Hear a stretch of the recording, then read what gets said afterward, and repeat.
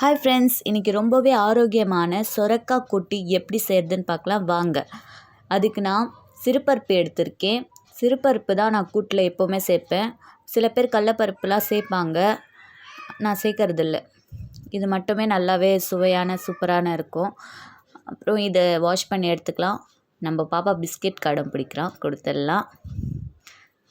குட்டி பிஸ்கெட்டில் இருக்கும், டிஸ்டர்ப் பண்ண மாட்டான். அவன் பாட்டன் விளையாடிட்டே இருப்பான். எனக்கு பெரிய பையனோட இவன் தான் ரொம்பவே சமைக்கும் போது வருவான். அப்பப்போ சேட்டை பையன்.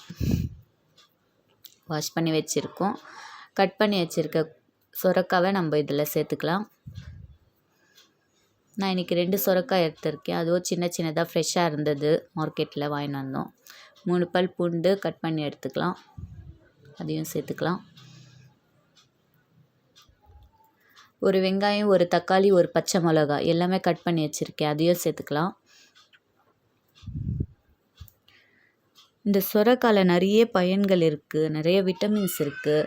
Vitamin C, B, K, calcium, magnesium, இரும்பு சத்து எல்லாமே இருக்குது.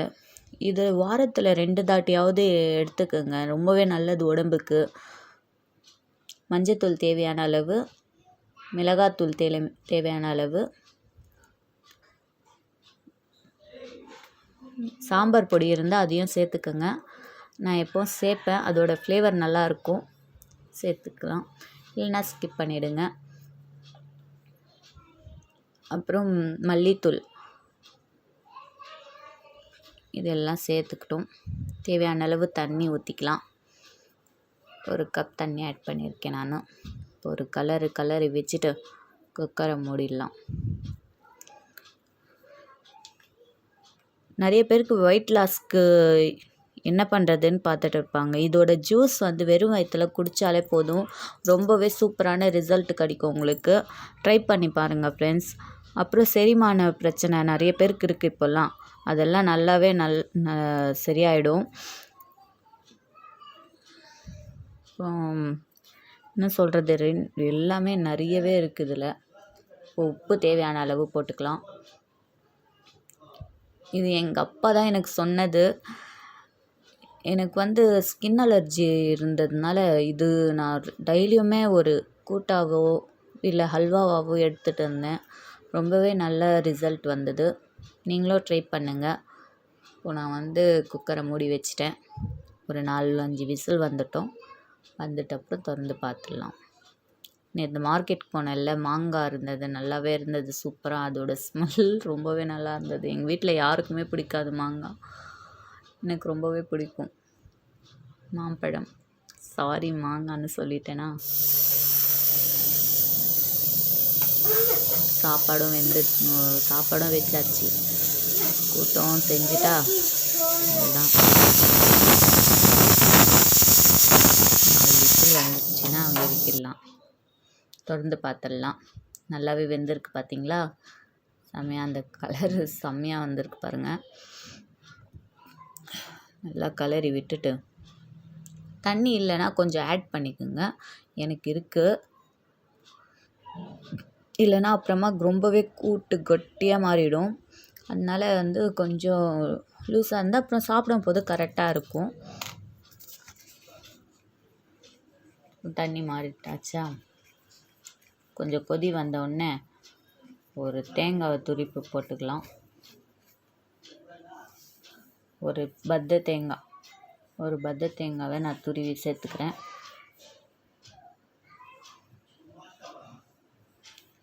சேர்த்துட்டு நல்லா ஒரு கொதி வரட்டும். கொதி வந்துச்சு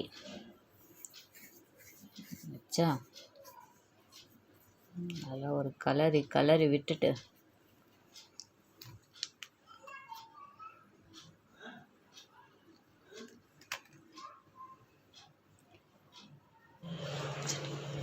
கொத்தமல்லி கட் பண்ணி சேர்த்துக்கலாம்.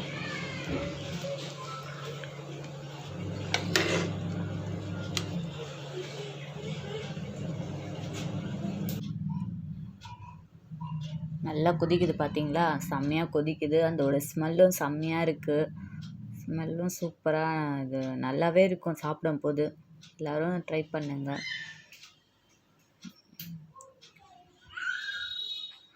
தாளிப்பு பண்ணிடலாம். இந்த தாளிப்பு கடாய் வச்சாச்சு.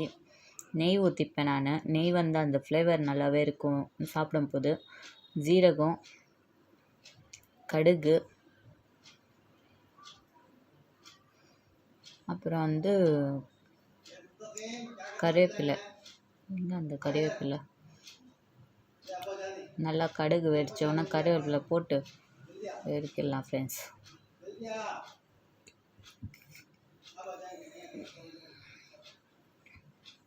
கருவேப்பிலை போட்டாச்சு.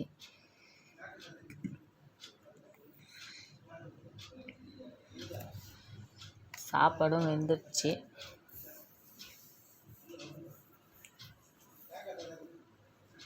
தாளிப்பு போட்டுடலாம். போட்டு நல்லா ஒரு கலரி வச்சுட்டு குக்கரை மூடி வச்சுட்டு அந்த ஃப்ளேவர் உள்ளேயே நல்லா அது இதுவாகிடும். நல்லாயிருக்கும் சாப்பிடும்போது. பாருங்கள். இல்லை நெய் வேணுன்றவங்க எண்ணெய் கூட சேர்த்து தாளித்து கொட்டிடலாம். அது ஒன்றும் பிரச்சனை இல்லை. செம்மையான சூப்பரான ஆரோக்கியமான சொரக்காய் கூட்டு ரெடி ஆயிடுச்சு.